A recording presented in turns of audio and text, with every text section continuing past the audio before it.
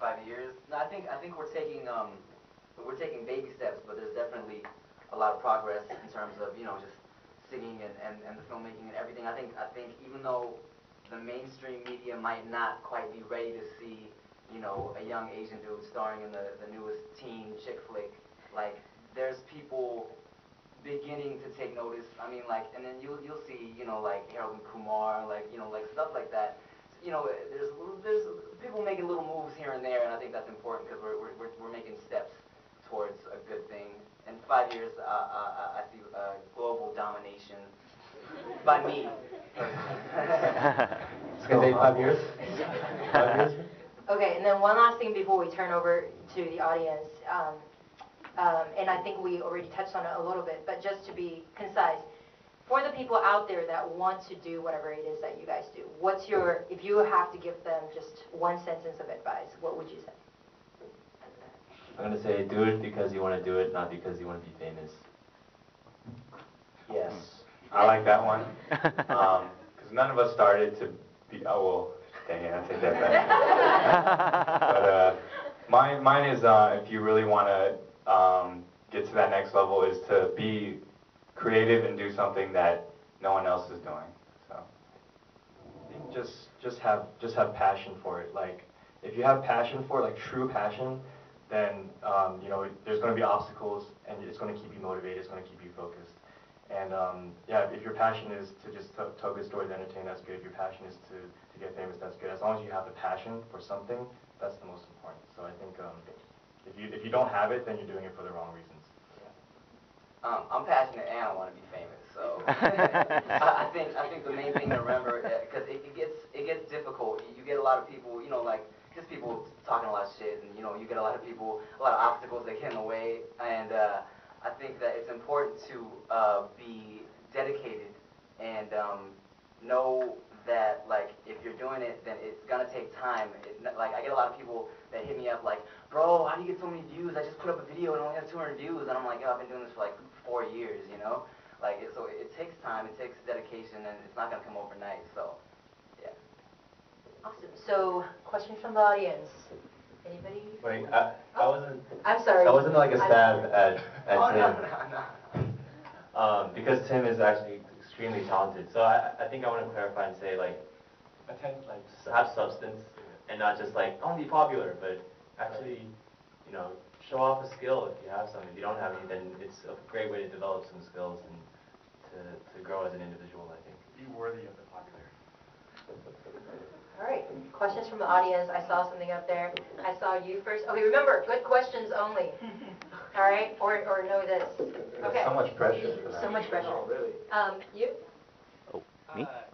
There has been criticism of YouTube in the past when it first started out, because what was happening was they were exploiting other people's talent. So people were submitting their videos in the beginning, not seeing any kind of reward, and only building YouTube's, reputation. So you guys have pretty much, risen to the top at what you do. At what point did it start becoming worthwhile for you? Like, how many hits did you have to have before you saw a paycheck, or, when you make that transition? That's a good question. You should get a magazine for that one. Okay. See me after. Okay. Let me process that. Well, I can say for me, I joined the partner program really late. Like I was at least 100 million views in before I realized you could make money on YouTube. So I probably missed out on a lot. But I know people that get partnered with YouTube and they actually make money from they could have like 100 subscribers now. Is it hard to become a partner? I don't know. It's weird because first time I applied to be a YouTube partner, if you don't know, like you can make money off YouTube. It's called YouTube Partner Program, and it works like this. Not that much. If you have a video without any copywritten material, then Google puts ads on your videos, and like judging by like views and like the clicks on the ads, you get like a percentage of a cent or something like that, and it adds up, and you get a check. It's the stuff that you usually X out. Yeah, but click on it from now on, okay? Once in a while, click on it because it actually helps.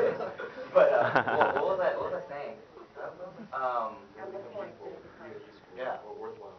No, I had a point before that. Before I went off applying for partner, because when I first applied to become a partner, I wrote this, they asked, why do you think you should be a partner, and, why should you make money off YouTube and stuff, and I wrote this whole thing about, I want to, shed light on stereotypes, and provide an alternative view of Asian Americans, and, show that a hip-hop artist can be intelligent and well-spoken, and all this stuff, and then they rejected me.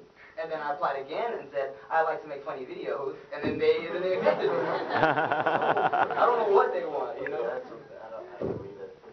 I think ultimately they do want original content. That's what they do want. For us, I think we always want to make sure that YouTube is still a tool for us rather than us being a tool for them. Granted, I mean, we are helping them out a lot because we do bring them a lot of views, and definitely, I'm sure, a lot of ad revenue as well. But I think as long as we keep the mindset that no, you're working for us because we're using your servers and your community and your infrastructure, that's how we see it as worthwhile. Because to us, it's like, okay, we get that, and we get a paycheck, once a month for X amount. So that's why it's worth it to us. I think something that's very helpful is to exist outside of YouTube.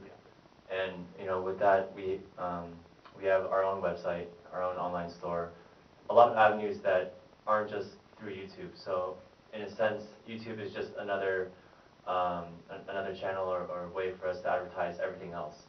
It's not like we are directly associated with YouTube. We're much broader than that, but YouTube is one way we like to spread our videos. All right, next question.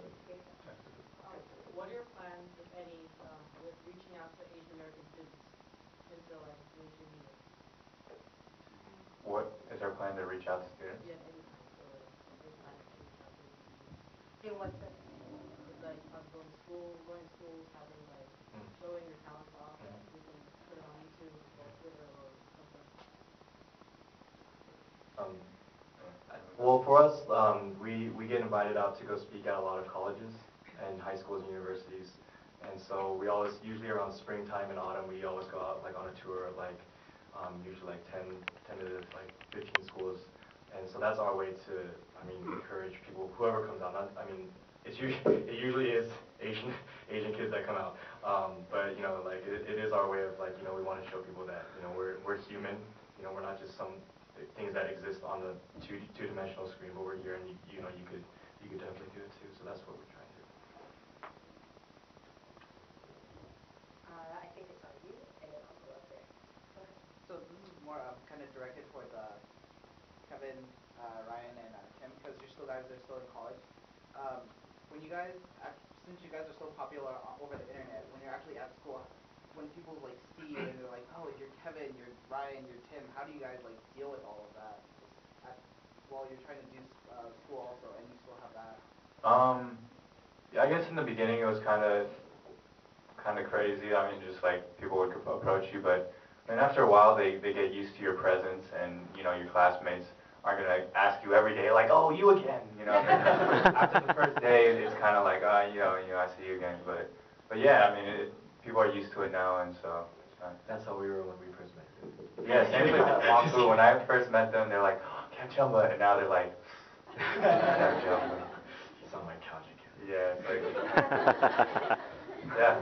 For that web series we did, I had to fly to LA and stay at their house like weeks at a time, and we would just film, and I would just bum on their couch because they didn't provide me with a bed. So. Exploitation. We gave it to Ryan when he came into. Yeah, and then Ryan came one week too to shoot his scene, and he was like, hey, Kev, can you take the couch? Because Ryan's coming for the first time, and we want to impress him. I was like, come on.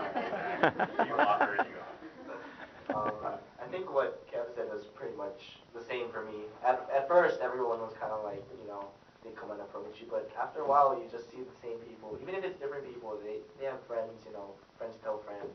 It's not a big deal. It's not like screaming or anything. It's just like casual, hey, you're on YouTube. Yeah, I am. So, yeah. I was gonna say, I didn't really get recognized at school a lot because most of my fan base is like high school kids, and I'm in college.